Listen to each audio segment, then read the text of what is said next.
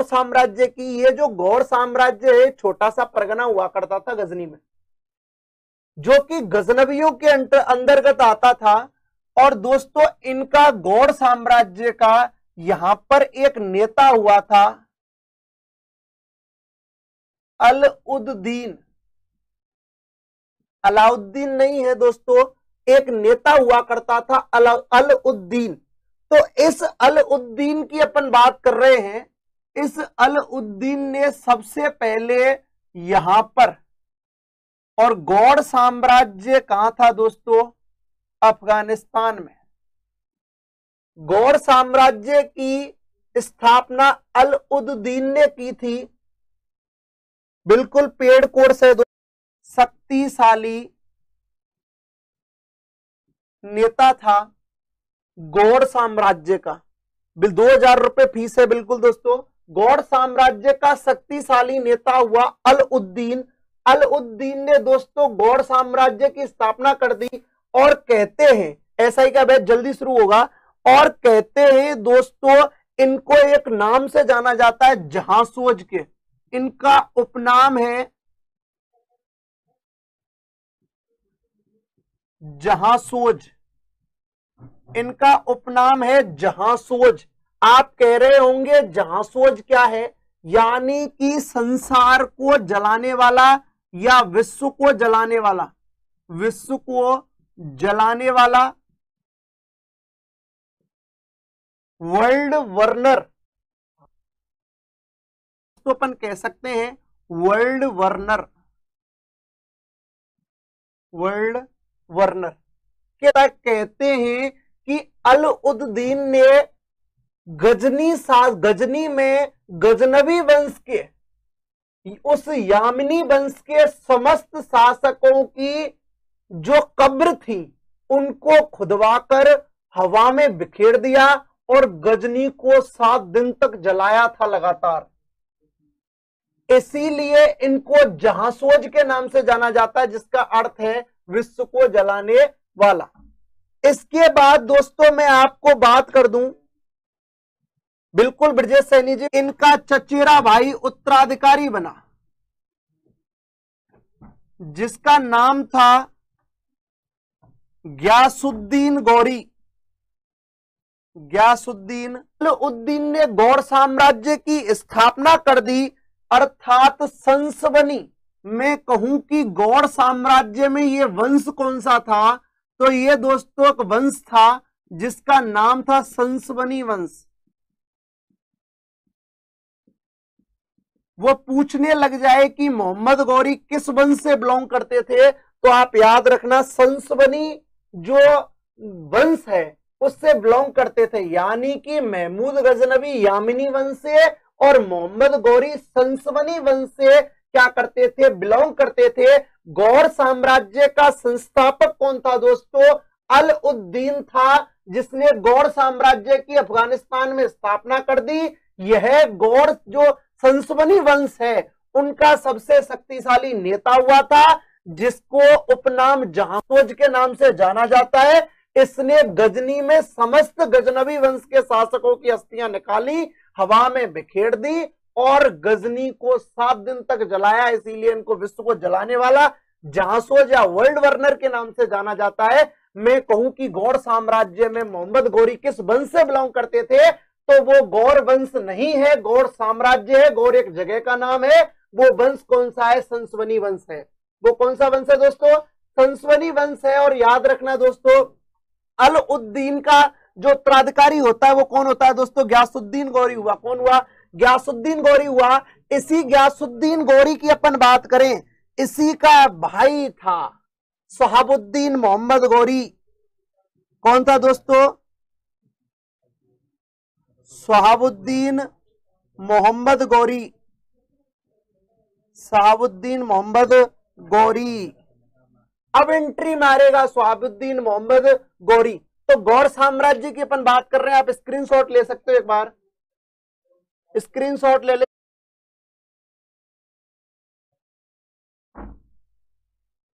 अपना जो साम्राज्य है, अपना जो वंश है, दोनों भाइयों में जबरदस्त प्यार था। दोनों भाइयों में जबरदस्त प्यार था। अपने छोटे भाई शहाबुद्दीन मोहम्मद गौरी को सौंप दिया अपना पूरा जो सत्ता थी, साम्राज्य था, कि भाई तू कर शासन, कोई दिक्कत वाली बात नहीं, मुझे नहीं चाहिए, मैं तो युद्ध ही कर लूंगा। लो साहब, अब इसने मोहम्मद गौरी की क्या करवा दी, एंट्री करवा दी। अब मोहम्मद गौरी भाई साहब 1173 में क्या बन गया है, शासक बन गया है। कहां का, गजनी का। ऐसे नहीं बना है अभी गौर साम्राज्य का बना है, गजनी जीतेगा ये। तो आज अपन अब बात कर रहे हैं शहाबुद्दीन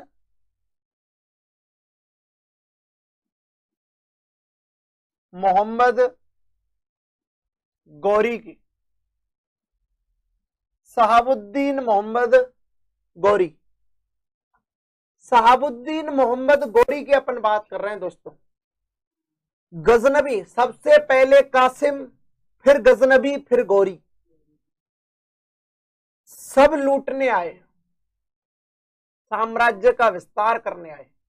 लेकिन जिसने वास्तविक रूप से इस्लामिक साम्राज्य का भारत में विस्तार किया, वो व्यक्ति है शहाबुद्दीन मोहम्मद गौरी।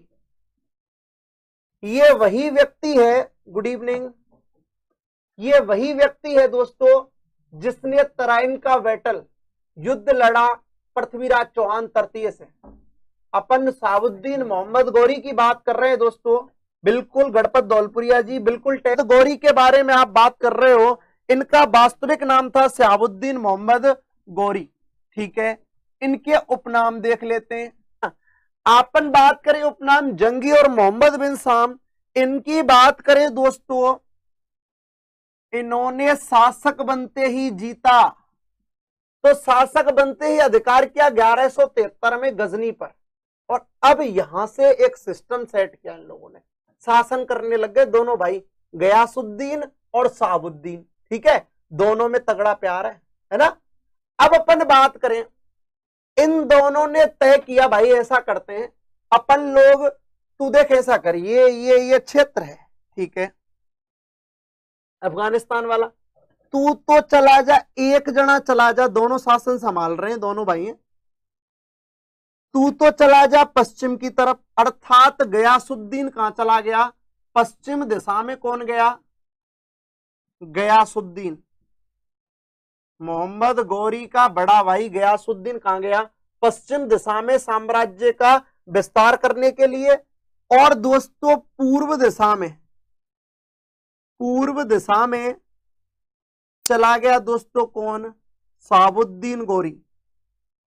कौन चला गया, शहाबुद्दीन गौरी।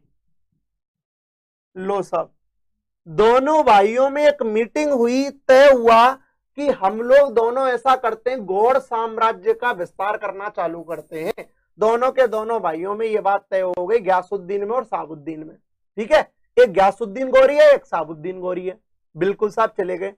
तो पश्चिमी दिशा में गौड़ साम्राज्य का विस्तार करने का जिम्मा ले लिया है मोहम्मद गौरी के बड़े भाई गयासुद्दीन ने। और पूरब दिशा में भारत की तरफ साम्राज्य के विस्तार का ठेका ले लिया है दोस्तों, किसने, शहाबुद्दीन मोहम्मद गौरी ने। अब दोस्तों अपन बात करें, बिल्कुल ट्रू वॉइस,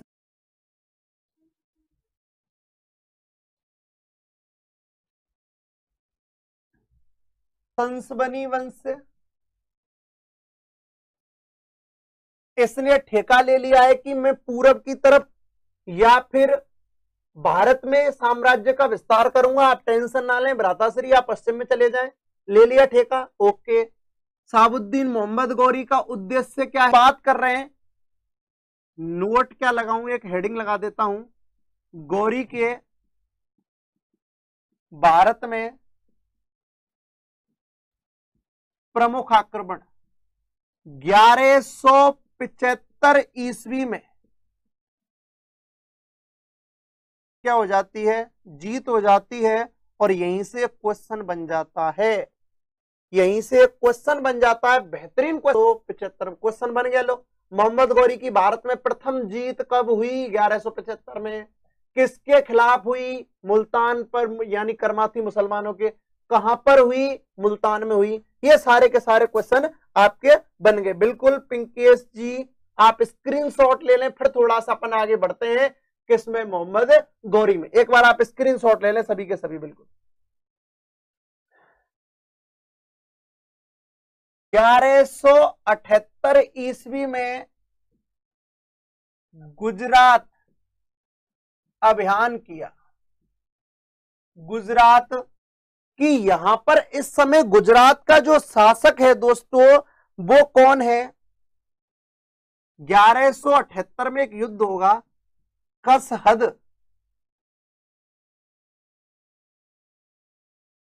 का युद्ध